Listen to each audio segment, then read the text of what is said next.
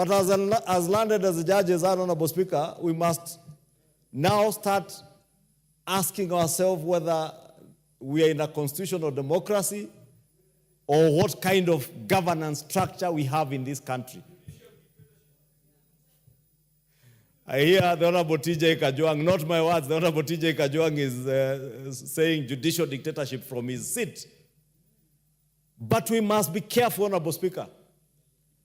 We must be the guardians of our Constitution if the judiciary fails to be the guardians of our Constitution.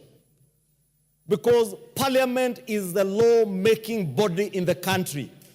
If the judiciary desires to be the lawmakers, they have the option of resigning from the judicial seats and come and run for parliamentary seats and come make laws in this house. But we cannot have a situation where the judiciary now wants to make laws from the bench. It has never happened anywhere in the world, in any democracy, Honorable Speaker. I saw last week in the United States, President Joe Biden outgoing in the United States, having similar problems with their Supreme Court. This era, Honorable Speaker, of judicial activism and judicial dictatorship must and needs to come to an end, Honorable Speaker.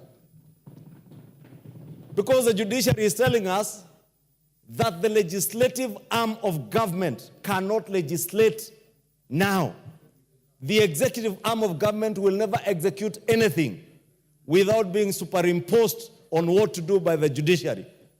Honorable Speaker, I just say that in passing because we have gone through a third reading. We have made amendments to the Appropriations Act. I'm here wondering whether another judge now will tell me or tell this House that we must go to the public for public participation. And these judges must understand that most of the amendments that come in through the Committee of the Whole are usually as a consequence of public participation.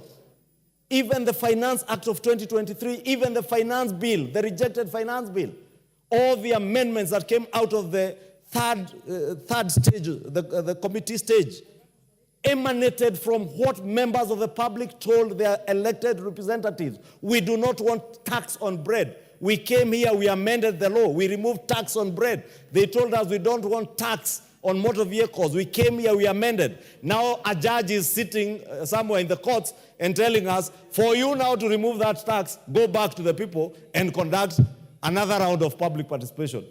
I don't know, Honorable Speaker, what kind of country we are in. I don't know whether it is what Honorable TJ Kajwang describes as judicial dictatorship, or it is judicial overreach, or it is people in their fantasy world imagining now they can be anything. You can be a judge, you can be a lawmaker, you can be a president. If you want to be a president, run for president. If you want to be an MP, run for MP. If you want to be a senator, run for Senate. But don't overreach. This judicial overreach must also now come to an end, Honorable Speaker. And I say that with immense respect to our landed friends in the judiciary. They must know they have boundaries.